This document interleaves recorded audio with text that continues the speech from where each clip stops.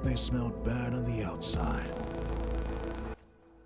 What's up, people? One Up Punch here. Decided to go back to Dead Grid to check out their update number 3 that came out, I think, a couple days ago. They added a new class called the Revenant, which is a zombie mercenary you could add to your squad and go and do the normal missions as if you were to have 5 people on your squad. I think what I'm going to do is I'm going to try a full 5-man squad zombie when I level up Mort, my first zombie that I created. Essentially, Mort is a melee fighter, and as it says in the content patch notes, Revenant cannot use ranged weapons and can only attack at melee using both of their hands.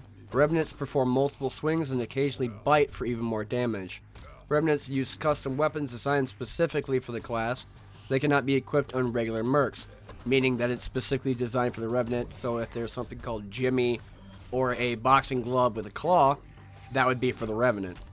They also say Revenant weapons or durability means they can be repaired just like any melee weapon using a variety of repair cards or skills. Revenant is a new playable merc class unlocked through the lab component, which essentially, as I showed you earlier, when you have a specific amount of materials, you can make the actual zombie then. And it's not that difficult to get because you're going through the zombie hordes, killing them all, and getting their parts anyway that way. The other thing is the skill tree. They have 15 different skills, and the 3 basic are talking about damage, the blood bag percentage, or having to deal with the hunger turn by turn, which does kill your Revenant. The other thing about the Revenant is that if he dies in combat, that does not mean you lose him if you extract or abandon the mission. He'll come right back, and you could just keep going with him. So he's like an undying Tamagotchi, that when he's dead, he just comes right back to life. The other thing was a new difficulty mode called Apocalypse. A new difficulty mode was added called Apocalypse. The game now offers 4 difficulty options, covering a wide range of pace and playstyles. Again, mostly just scaling of the different types of enemies, which go up to like 10,000 health. Then they added some new items called Shoulder Pads, absorbs 25% of damage to HP or durability shield. SWAT Helmet, 30% chance to absorb 99% crit damage immune to concussion. And Mission Logbooks, gain +2 reputation for each unaware enemy on an area clear. And these are just different items and accessories that can help out later.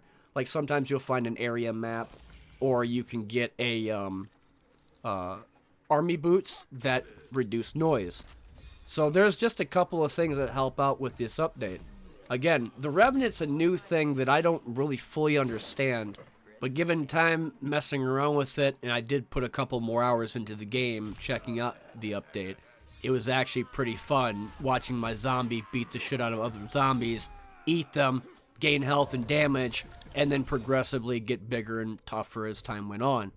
The other thing was, during the recording of this video, they added a balance patch to the content update number 3, doing buffs for sniper rifles, class balancing, and some other fixes, stating bow, crossbow, sniper rifle don't feel impactful enough, especially when compared to the higher quality firearms with multiple shots. Leader feels underpowered compared to the other mercs, so we have some buffs. All bows, crossbows, and sniper rifles now come with a new triggered ability called Aim Shot. Aim Shot greatly increases the next critical hit damage of a ranged attack and gets enabled by gaining Total Focus. Total Focus is gained when a merc skips their attack turn.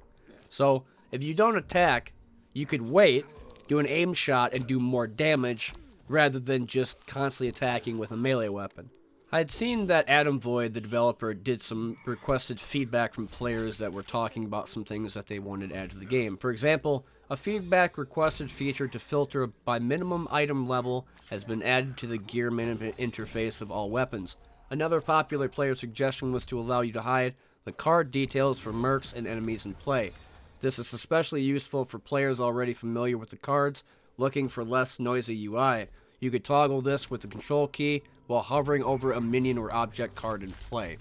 And I do like that feature to where you could just press a button to see more of the card. It does make it a lot easier and more clean to see just the card and like parry points, its attack damage, or whatever items. And then if you want to see more of like he's got frenzy or he's got some type of other like melee ability, you could just click a button and then see more on the card. Before I forget, I do have a list of some other things that probably wasn't talked about in this video. For example, they improved the skills tutorial shown to new players early in the game, added an item level filter for melee and ranged weapons next to the pagination. Duplicate cards can now be sold to the trader with a single click while holding shift. Loot stolen by Bree is now displayed on the loot hall screen. Enemies with 10,000 HP will now display a 10.0k on card frames. Skills playable on target minions or objects can be discarded from hand by dragging down. Consolidated tactical advantage chance from mercs in play to no longer go above 100%. Added a new minimum combat board frame variant available in the game settings. Clicking an open assignment button closes the assignment's details for feedback. New random enemy mechanic called Fierce, which grants a chance for double attacks. Many unique melee and ranged weapons now offer modifiers to different class skills. Weapon upgrade preview can now indicate cripple or stun chance improvements. Add a distinct sound effect for broken, sharp versus blunt versus shield weapons. And a bunch of other things, including a holiday seasonal event to where you can get a couple of things or maybe even a Christmas tree. But I wanted to talk about this game, and like I said before, if you don't know what Dead Grid is, it's a $10 game on Steam made by a single developer named Atom Void. It's one of my favorite games, for sure.